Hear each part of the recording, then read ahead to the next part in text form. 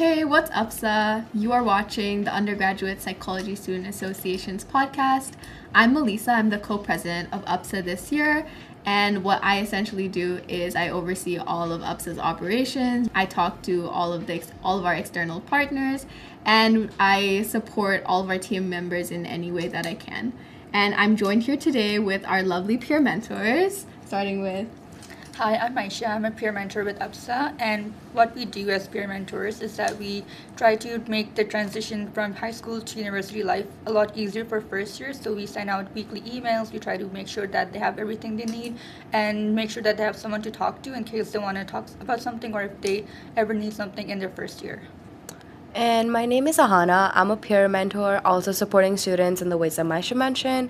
We do events, we do amazing check-ins every week.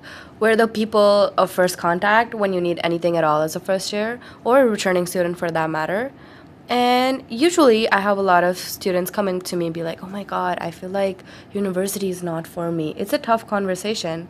And this kind of leads me to believe that university students face imposter syndrome, the topic of conversation for today. Imposter syndrome is usually faced by university students or people within the academic settings, usually people who consider themselves high achievers or burden themselves with multiple different things and tasks that they take on, kind of something that most people do in university.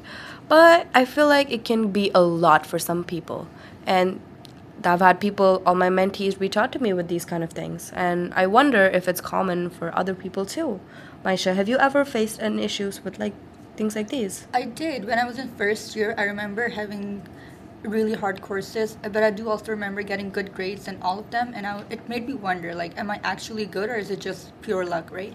So I think that's when I experienced imposter syndrome, because I felt like all my abilities and all the things that I was achieving were not something that I really deserved, because I felt like I wasn't doing enough. But I know that's a lie, because later, now that I look back at those experiences, I realized that I actually worked really hard to achieve whatever I did.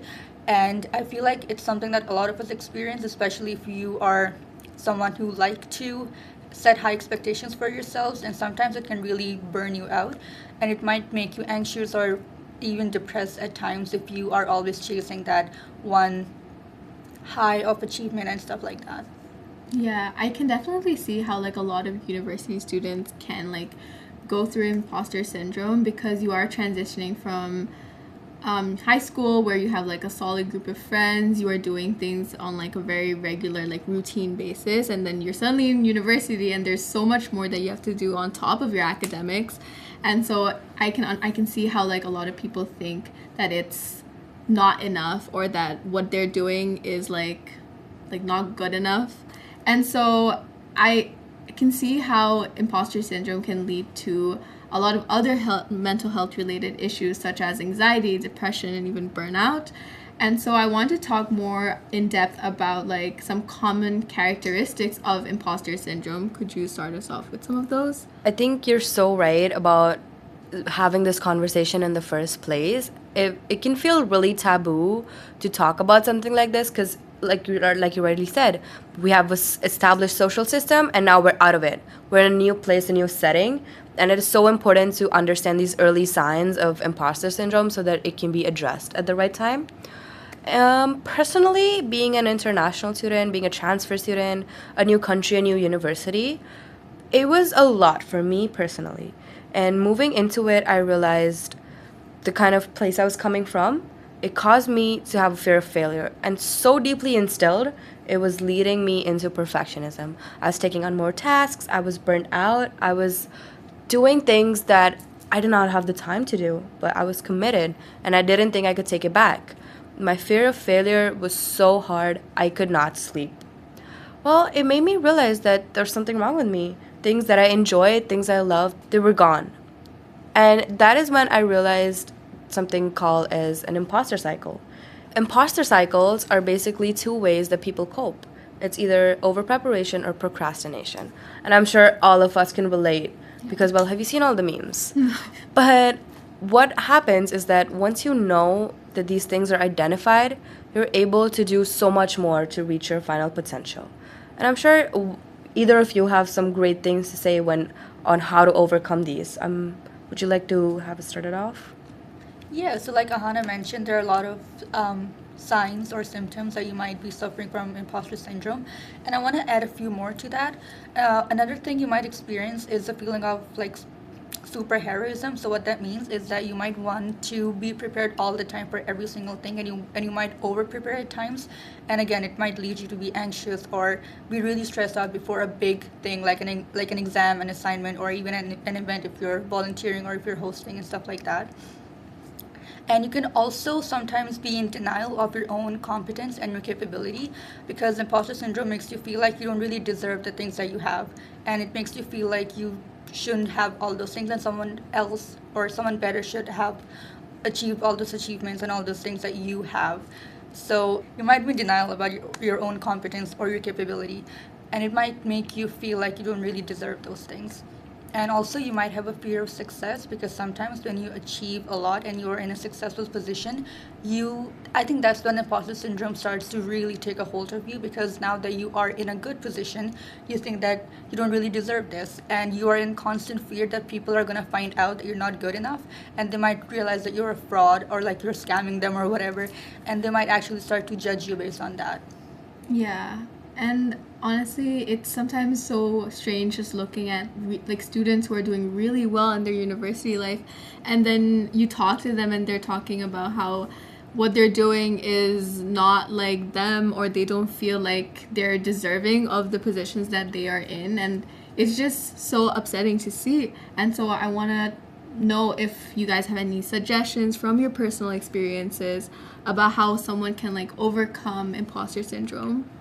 I think imposter syndrome is, most people would agree, happens at some point or the other in someone's lifestyle. It is something that is common because that's the way society works, unfortunately. But being in an academic situation, there are multiple ways you can go about it. One is reaching that point of acceptance and talking to somebody, usually someone cool like us, like, because we're peer mentors, you can always reach out to us, we love hearing from you. But also just talk to a friend, talk to anybody who might be able to pull you in back to your reality and make you understand how appreciated you are and how deserving you may be of the things that you're already doing. Other than that, I feel like just small instances of having mindfulness in your day, inculcating those habits that make life feel more real while you're in the present and you're not worried about the future all the time. I was wondering if you guys ever had something different that you did during your time. When I was suffering from imposter syndrome, what I did was I went to the campus counselor and I talked to them, and they're really nice people. You should go check it out if you ever want to talk to someone, and if you feel like your friends or people that are around you are not some people that you can trust, you can always go to the counselor and talk to them. And another thing you can do is practice gratitude. So look at your life, look at all the things you've achieved, and it makes you realize that you are actually worthy of all those achievements. It makes you realize that you worked hard for where you are right now, and it might feel like you're not doing good enough, but when you take things into perspective, when you take a step back and look at all the things you have done, you realize that you actually deserve those things, and it's not just pure luck or chance that got you where you are. You actually deserve what you got. And another thing would be to, like Aahana said, talk to peer mentors, or also I feel like you need to build a community around you. So you can do that by joining clubs, talking to people outside of your lectures, and just talking to them, because I feel like when you have people around you, they really put things into perspective for you. You might share something with them and they're going to be like, no, you're being crazy, it's not like that. So it's really important to have a trusted group of people that you can talk to at times when you're struggling, and to just build a community within York or even outside. I really like how you talked about like having a community of people. I think that's one of the reasons why like I joined like UPSA to begin with, because you have like people who are like-minded and you all are kind of going through the same experience, and it's just nice to be able to share that with each other. And so I'm so glad we had this conversation. I think it was so helpful to just hear from both of you, because you guys are super involved on campus, and I guess it is daunting sometimes to be in these positions, but you're here for a reason, and it's important to remember that. And that kind of brings us to the end of our podcast today. thank you so much for watching. If you have any more questions or if you just want to reach out to someone, you can always feel free to reach out to our peer mentors. We have a lot more peer mentors in our team this year. It's not just me too. But you can also reach out to us through our social media and our emails. The links are all going to be in the description box below. And that's it. Thank you for watching. Bye. No, this is so weird. Why is this a thing? You just have like photos of like videos of us just like laughing in the middle of nothing. Yeah. We should just do the pose. We should do the pose. What pose? Just be in the middle and like back here.